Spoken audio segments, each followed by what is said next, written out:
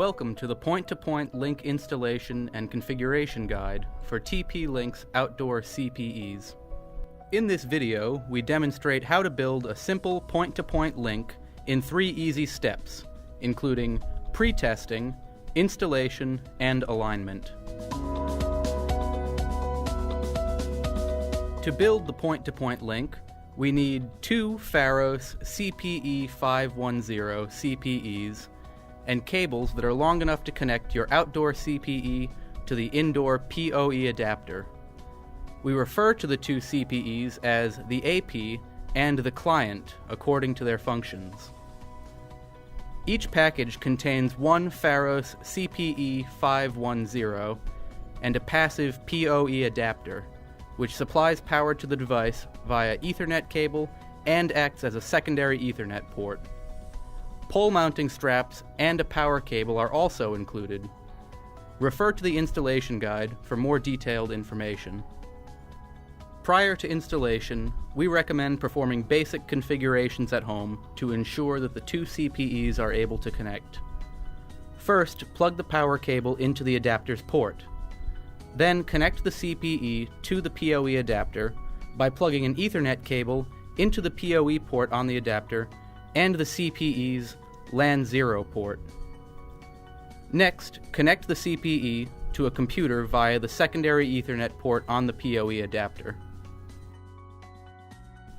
To begin the configuration, change the IP address of the computer. To do this, open the Network and Sharing Center on your PC, click the Ethernet button, and select Properties. Double-click the IPv4 line and change the IP address to 192.168.0.10. Then, set the subnet mask to match the information currently displayed on the screen. Then, open your browser and enter 192.168.0.254 in the address bar.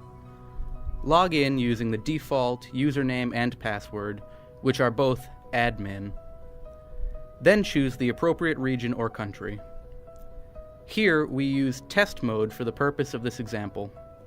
At this point, you can change the password to enhance the security of your device. Now click Quick Setup and choose AP mode. You can change the management IP address or continue using the default address. Here we change the SSID of this device to CPE 510_P2P for easy recognition. The quick setup is now complete and you will be taken to the status page. The basic information for the CPE will appear on the left. The information for the connected device and its wireless settings will appear on the right. And the throughput monitor will appear on the bottom. After configuring the first CPE 510 in AP mode, we can configure the other one in client mode. The hardware connections, web UI, IP address, username, password, and region are all the same as they were for the first CPE 510. Once you have completed the configuration, you can change the original password. Then select the Quick Setup option and choose Client Mode. Change the IP address to one that is different from that of the AP, such as 192.168.0.253, and then find the wireless signal from the AP by clicking the Survey button. Connect to the network provided by the CPE 510, which is identified as CPE 510_P2P. After the changes have taken effect, the basic configuration will be complete. Since we have changed the management IP address of the client CPE, this page will bring us to the new address where we can check the radio status and ensure that the CPE has successfully connected to the AP.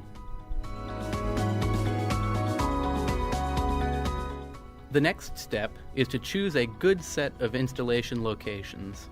There should be a clear line of sight between the 2 locations, and both should provide convenient options for connecting the necessary cables. We recommend the use of shielded cables for installation in outdoor environments, which will provide excellent lightning protection. When affixing the device, it is recommended that you use Google Maps to determine the approximate direction that the two CPEs should be facing to form a connection. Install the client following the same steps to determine the best approximate orientation.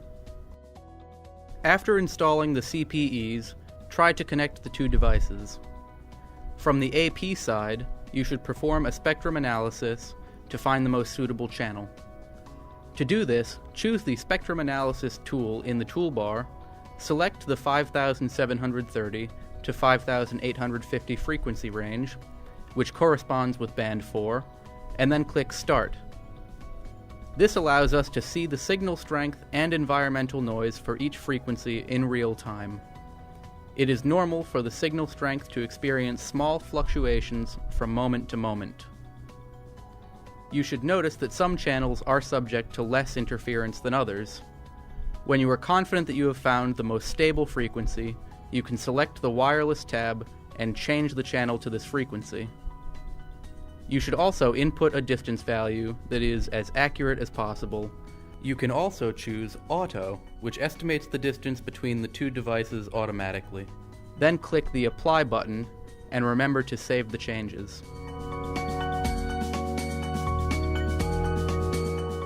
Now you should confirm that the selected channel works by pinging the client from the AP side.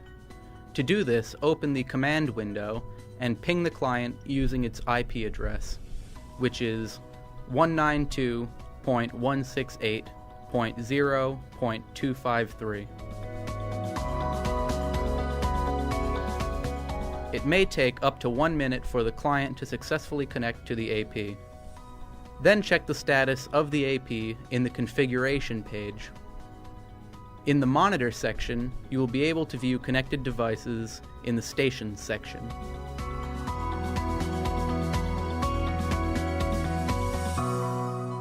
Since the original positioning was determined using simple data from Google Maps, you will now need to perform a more precise alignment. Begin by securing the client, then shift the AP from side to side. You can monitor the signal strength on the screen, which is subject to a 1 to 2 second delay.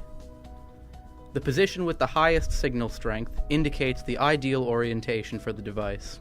Once this process has been completed for the AP, you should follow the same procedure for the client to ensure the best possible wireless performance.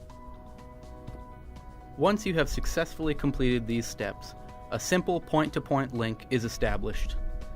This link can be used to share an internet connection from point A to point B, or to remotely monitor events taking place at point B from point A by installing a camera.